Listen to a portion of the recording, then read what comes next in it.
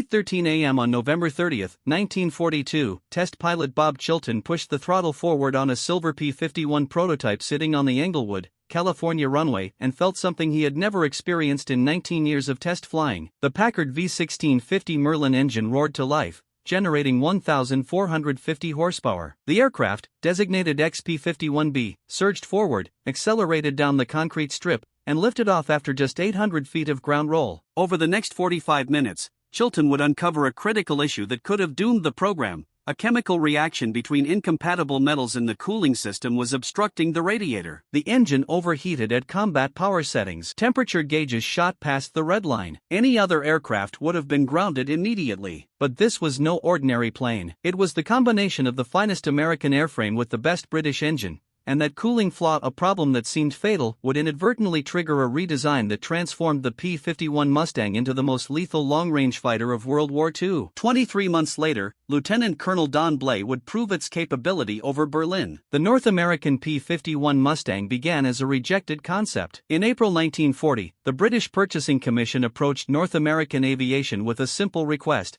produce Curtiss P-40 Warhawks under license for the Royal Air Force. Britain urgently needed fighters. The Battle of Britain was just 4 months away, and American production capacity could help fill the gap. North American's chief engineer, Edgar Schmud, offered an alternative proposal. His team could design an entirely new fighter in 120 days, outperforming the P-40 with greater range and lower cost. The British were skeptical, but pressed by necessity, they accepted the gamble. Schmud delivered. The NA-73 prototype flew on October 26, 1940, exactly 117 days after the contract was signed. The British named it Mustang. Early test flights immediately impressed: 382 miles per hour at 13,000 feet, excellent handling, and unprecedented range for a single-engine fighter. Yet the Mustang had a major limitation. Its Allison V1710 engine excelled at low altitude but faltered above 15,000 feet. The single-stage supercharger could not compress enough air at high altitude to sustain power. Above 18,000 feet, the Mustang became sluggish and vulnerable, unsuitable for high-altitude combat dominating European skies. Consequently, the RAF used Mustangs for low-level tactical reconnaissance and ground attack, fast enough to evade German fighters, long-legged enough for deep penetration missions, but not as a frontline fighter,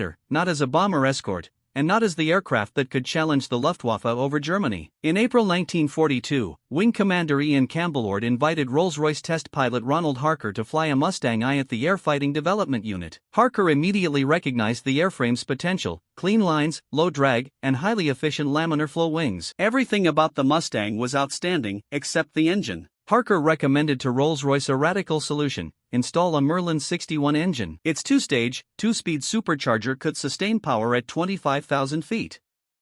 Combined with the Mustang's low-drag airframe, the performance gains would be extraordinary. Rolls-Royce agreed and selected 5 Mustang airframes for conversion, a project designated Mustang X. The first aircraft, serial number AM208, began conversion at the Hucknall facility in June 1942. The engineering team faced immediate challenges. The Merlin 61 was 4 inches longer than the Allison V1710 and 180 pounds heavier. The center of gravity shifted forward. The cooling system required a complete redesign, with radiator capacity increased to handle the Merlin's higher operating temperatures. But the most critical obstacle remained unnoticed until Bob Chilton's first flight on November 30, 1942. Chilton climbed to 5,000 feet. The Merlin ran flawlessly. Power output was astonishing. He pushed the throttle to combat power, 54 inches of manifold pressure at 2,850 revolutions per minute. The Mustang accelerated like nothing he had ever flown, 350 miles per hour in level flight, then 380 to 400. Then the coolant temperature gauge began to rise. Normal operating temperature was 105 degrees Celsius. Chilton watched it climb to 110, then 120, then 130. At 135 degrees Celsius, catastrophic engine failure could occur: cylinder heads could warp, pistons seize, connecting rods fail. Chilton cut power and descended immediately, landing 22 minutes into the flight. Ground crews opened the cowling, steam hissed from the radiator overflow, and the coolant reservoir was nearly empty. Engineers drained the system to find the radiator core partially blocked with green-brown sludge. Chemical analysis revealed the cause: galvanic corrosion between aluminum radiator tubes and brass fittings, accelerated by ethylene glycol coolant. The Allison-powered Mustang had used compatible metals, but the Merlin installation required different materials, fittings, and plumbing. The engineers had ensured fit and function but had neglected chemical compatibility. The failure rate was unacceptable. At combat power, the engine overheated in less than 12 minutes. Intercept missions lasted 45 minutes, bomber escort missions lasted 4 hours. The cooling system had to endure maximum stress for extended periods. North American engineers proposed a solution: replace the radiator with corrosion-resistant materials, redesign coolant passages, and modify the header tank. Simple in theory, but complex in practice. The ventral radiator installation had been optimized for the Allison engine. Changing materials required resizing the radiator, which necessitated recalculating the entire cooling duct, including the fuselage scoop, inlet geometry, and exit nozzle. Lead aerodynamicist Edgar Atwood saw an opportunity. The redesigned system could improve performance. The original Mustang I radiator was too close to the fuselage, creating boundary layer problems. Atwood proposed moving the intake forward and down, creating a boundary layer splitter to allow high-velocity air to flow through the radiator. Frontal area would increase slightly, adding drag, but the efficiency gain would allow a smaller radiator and reduced internal pressure loss. The second XP-51B prototype received the redesigned cooling system, stainless steel radiator tubes, a modified scoop with pronounced boundary layer separation, and a relocated header tank for better coolant distribution. Test pilot L. Paul flew it on January 13, 1943. At 20,000 feet in maximum continuous power, 50 inches of manifold pressure, coolant temperature stabilized at 105 degrees Celsius, oil at 70 degrees Celsius. He maintained full power for 40 minutes without any gauge fluctuation. The redesigned cooling system worked flawlessly. The performance improvement amazed everyone. The second prototype was faster than the first, despite using the identical engine. At 25,000 feet, maximum speed increased from 432 miles per hour to 441 miles per hour, a 9 mph gain with the same horsepower. Engineers initially assumed measurement error, but repeated tests confirmed the results. The redesigned cooling duct was producing less drag than the original installation, significantly less drag, enough to offset the increased frontal area and produce a net gain in aerodynamic efficiency. The phenomenon was called the Meredith effect, named after British engineer Frederick Meredith, who'd published theoretical work on radiator duct design in 1936. Air flowing through a properly designed cooling duct could be heated by the radiator, expanded, and exhausted with enough velocity to generate thrust. Not enough thrust to exceed cooling drag completely, but enough to offset a substantial portion of it. The Mustang's redesigned ventral scoop, created accidentally while solving a cooling problem, achieved something close to ideal Meredith effect performance. The boundary layer splitter reduced inlet losses. The radiator heating added energy to the airflow. The exit nozzle accelerated that heated air rearward. The net result was cooling drag, approaching zero at high speed. The broken cooling system had forced a redesign that made the Merlin Mustang faster, more efficient, and more capable than anyone had predicted. The accident became the foundation of the most successful fighter aircraft of World War II. Lieutenant Colonel Don Blay hated the Republic P-47 Thunderbolt, 7 tons of radial engine and 50 caliber guns, wrapped in a massive airframe, fast in a dive, durable, but heavy, sluggish in turns, and lacking the fingertip responsiveness he'd learned flying Supermarine Spitfires with the RAF Eagle squadrons. Blakesley had been flying combat since 1941. 3 confirmed kills with the RAF, transferred to the U Army Air Forces in September 1942 when the Eagle squadrons became the 4th fighter group. More combat in P-47s, more kills. But the Thunderbolt felt wrong. Too big, too clumsy, nothing like that Spitfire he'd loved. In December 1943, Major General William Keeptainer temporarily assigned Blakesley to the 354th Fighter Group. They just received the first P-51B Mustangs in the European theater. The 354th needed an experienced leader to introduce the new fighter to combat operations. Blakesley climbed into a P-51B on December 11, 1943. He started the Packard Merlin. The sound was familiar, identical to the Spitfire's Rolls-Royce engine. He taxied to the runway, advanced the throttle, and felt the Mustang accelerate with authority. The control response was immediate. Light stick forces, precise roll rate. The Mustang felt alive beneath his hands. He climbed to 15,000 ft and flew a series of combat maneuvers, tight turns, barrel rolls, split S reversals, The fighter responded instantly to every input. Blakesley returned to base after 90 minutes. He'd found what he'd been searching for since leaving the Spitfire, a fighter that combined firepower, range, performance, and handling in perfect balance. He flew 4 combat missions with the 354th Bomber Escort to targets in France and Germany. The Mustang proved everything he'd hoped.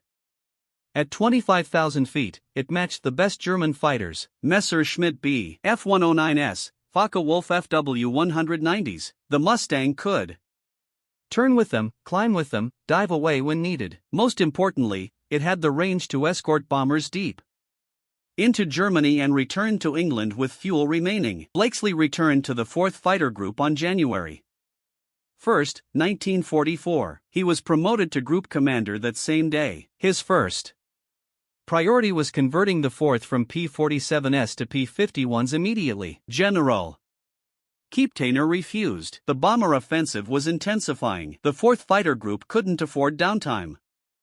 For conversion training, Blakesley's pilots would need weeks to transition to the new aircraft. Ground crews would need training on the Merlin engine. The logistics were impossible. Blakesley made a promise: "Give me P-51s and we'll be operational in 24 hours. Keeper didn't believe him. No fighter group had ever converted aircraft types in less than a week. The typical transition process required ground school, familiarization flights, formation practice, gunnery training, tactical exercises.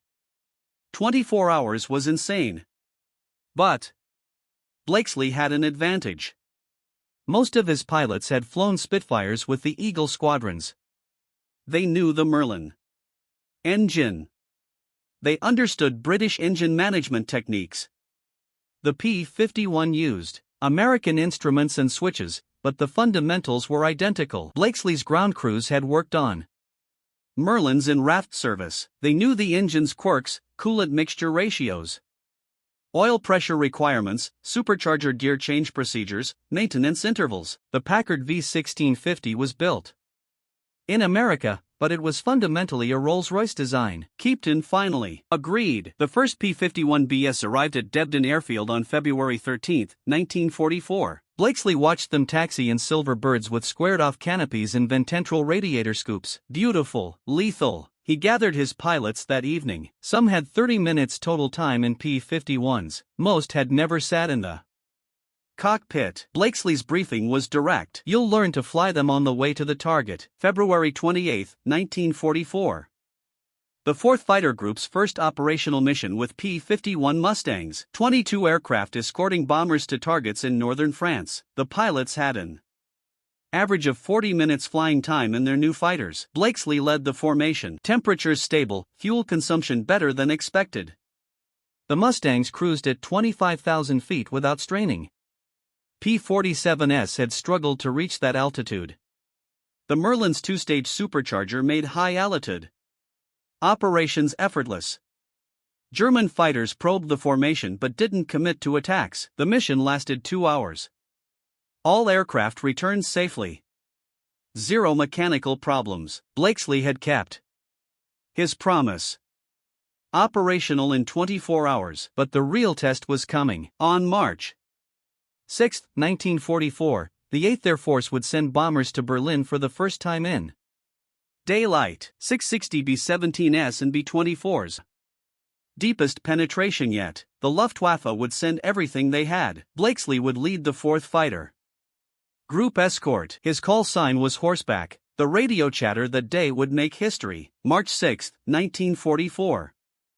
0730 hours. RAF Debden, Essex, England. Temperature 4 degrees Celsius, overcast sky. 3,000-foot ceiling, light rain. Blakesley climbed into P-51B serial number 436437. His assigned aircraft. No nose art, no kill markings. Blakesley refused to decorate his fighters. He said it attracted attention. Attention attracted bullets. The Packard Merlin started with the familiar whine of starter engagement followed by the distinctive thump of cylinders firing. 12 cylinders, liquid, cooled, 1380 horsepower at maximum continuous power. The sound that had powered Spitfires, Hurricanes, and Lancasters through 3 years of war. 68. P-51's taxi to the runway. The 4th Fighter Group plus attached squadrons. Their mission, escort B-17 flying fortresses to Berlin. The first American fighters over the German capital in daylight. Takeoff at 0810. Blakesley led the formation into the overcast. They climbed through 8,000 feet of cloud before breaking into clear sky. Sunlight reflected off silver wings. The formation assembled and turned east toward the channel. Crossing the Dutch coast at 0903. Altitude 27,000 feet outside air. Temperature minus 40 degrees Celsius. Blakesley checked his instruments. Coolant temperature 100 degrees Celsius. Oil temperature 68 degrees Celsius. Fuel 170 G internal. 108 drop tanks full.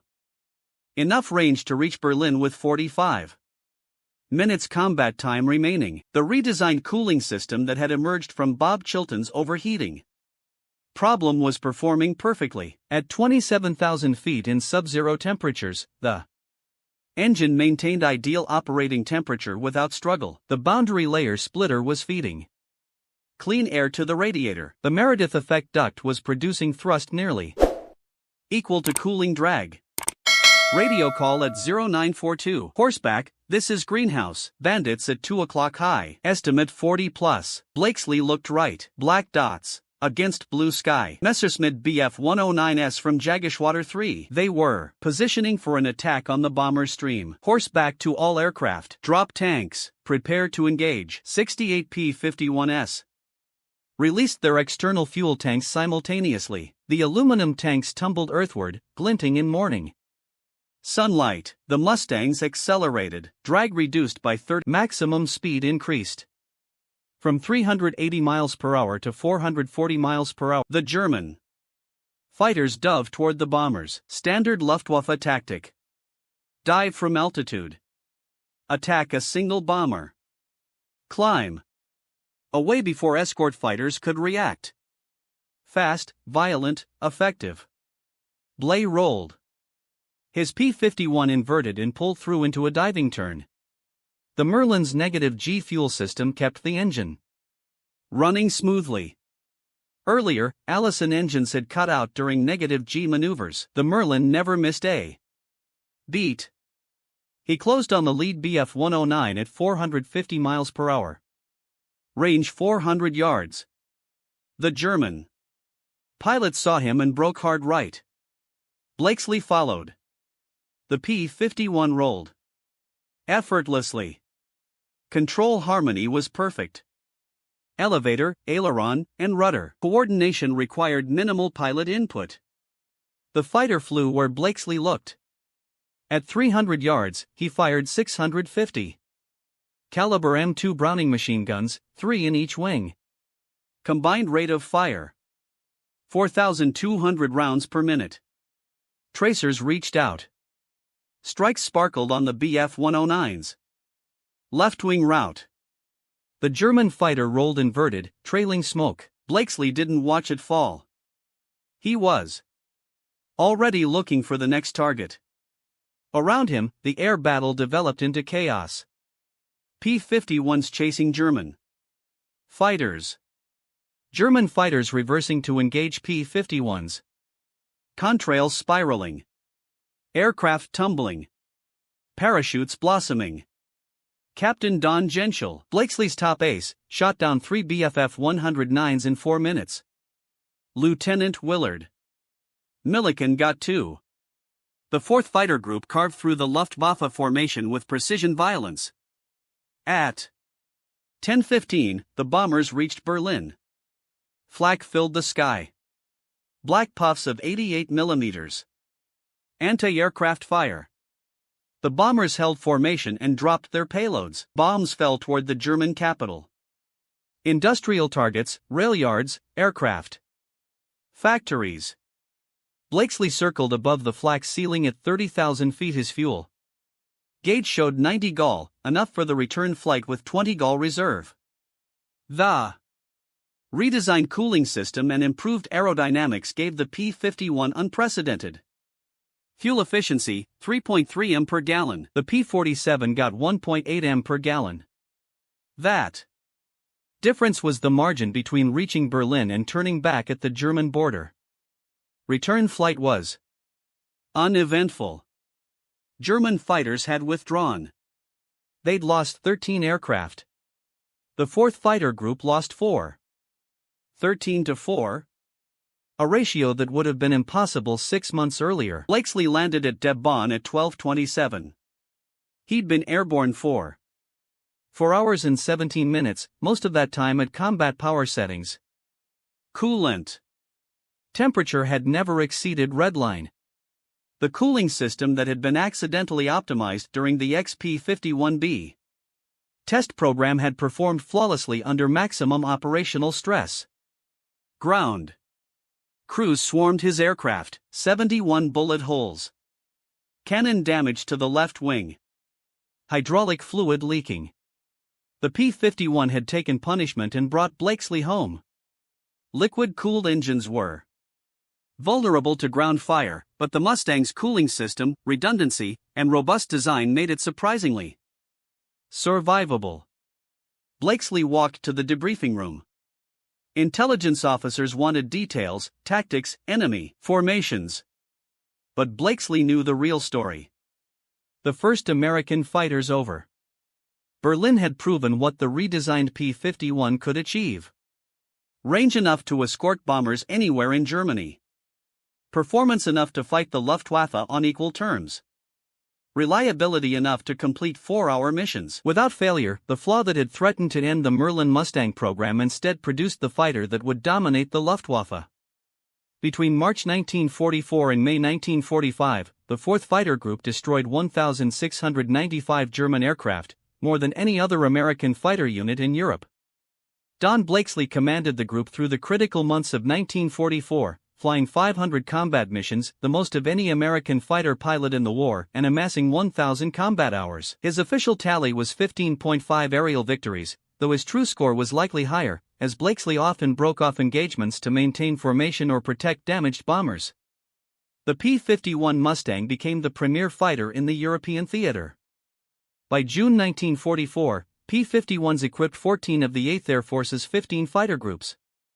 The exception was the 56th Fighter Group, which retained P-47s by choice and achieved notable success using different tactics. Production figures underscore the Mustang's impact. North American built 15,586 P-51s during World War II, more than any other American fighter except the P-47 Thunderbolt.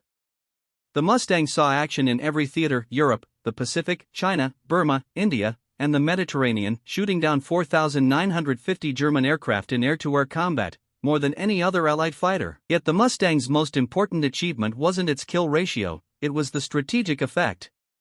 Before the P-51, American bombers flew unescorted deep penetration missions, suffering catastrophic losses, such as during the August 17, 1943, Regensburg raid, when 60 B-17s were lost out of 376, a 15% casualty rate that was unsustainable. After P-51 escorts became standard, bomber losses fell to 3 to 5%. German fighters could no longer effectively attack formations protected by long-range escorts. They adapted by concentrating strikes where escort coverage was thin, but the Americans countered by increasing Mustang numbers and extending escort range with extra drop tanks. By spring 1944, air superiority had decisively shifted. Experienced Luftwaffe pilots were being killed faster than they could be replaced, and although aircraft production remained high, pilot quality deteriorated catastrophically. The redesigned cooling system that arose from the XP-51B test program was central to this success. The ventral scoop with boundary layer splitter reduced cooling drag more than any contemporary fighter, directly increasing range. A P-51D could escort bombers 1,300 miles from base with drop tanks. The P-47N could match the range, but not the efficiency, while the P-38 Lightning suffered reliability issues in cold, damp European conditions. Engineers continuously refined the cooling system throughout production. The P-51D introduced a larger radiator to support higher engine power, optimized the boundary layer splitter through wind tunnel testing, and adjusted the exit nozzle to enhance Meredith effect thrust.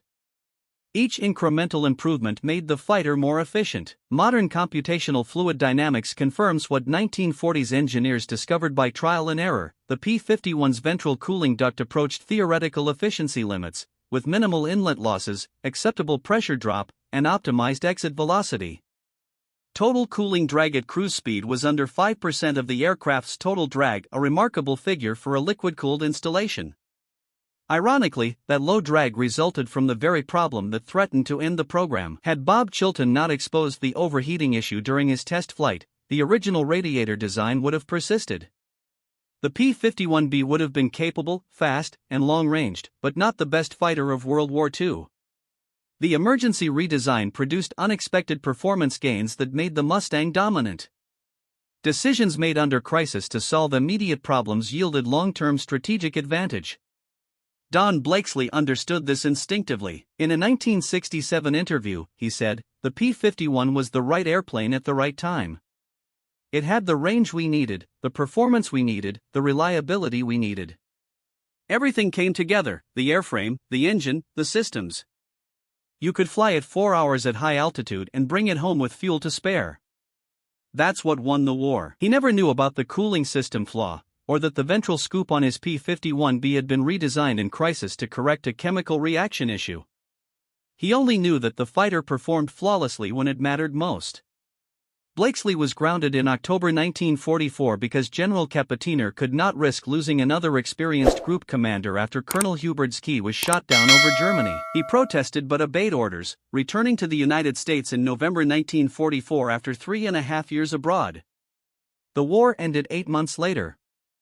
Blakesley remained in the Air Force, commanding fighter units during the Korean War in F-84 Thunderjets, a different era with new tactics, and retired in 1965 as a full colonel after 25 years of service. He settled in Miami, Florida, avoided interviews, reunions, and airshows, and passed away on September 3, 2008, just 8 days before his 91st birthday. He was buried at Arlington National Cemetery with a P-51 Mustang flyover in missing man formation. The Mustang remained in frontline combat until 1957, served in Korea, and operated in the air forces of 55 nations, some flying them into the 1980s. The last combat mission occurred in 1984 with Dominican Air Force P-51s. Today, roughly 150 airworthy P-51s appear at airshows worldwide, their Merlin engines still captivating audiences with the distinctive howl, supercharger whine, and exhaust crackle. The ventral cooling scoop, with its accidental boundary layer optimization, remains a defining feature and innovation born from crisis that transformed a very good fighter into the best fighter. Bob Chilton continued as a test pilot for North American Aviation until retiring in 1968, never seeking recognition beyond doing his job. Edgar Atwood, the aerodynamicist responsible for the cooling duct redesign, stayed with North American through the 1950s, contributing to the F-86 Sabre, F-100 Super Sabre, and early supersonic designs, passing away in 1962. Neither he nor the engineers who solved the chemical reaction problem received public acknowledgement, though their work created a decisive strategic advantage. Wartime innovation often arises not from grand planning but from immediate problem-solving under crisis conditions. The P-51 Mustang became World War II's premier fighter because a chemical reaction forced a cooling system redesign, inadvertently optimizing aerodynamics at the very moment long-range escort fighters became decisive. If you found this account compelling, please like this video to help share more forgotten World War II stories. Subscribe to stay connected to these untold histories, each deserving to be remembered, and leave a comment with your location. We want to know where you're watching from. Veterans, history enthusiasts, everyone here is part of keeping these stories alive.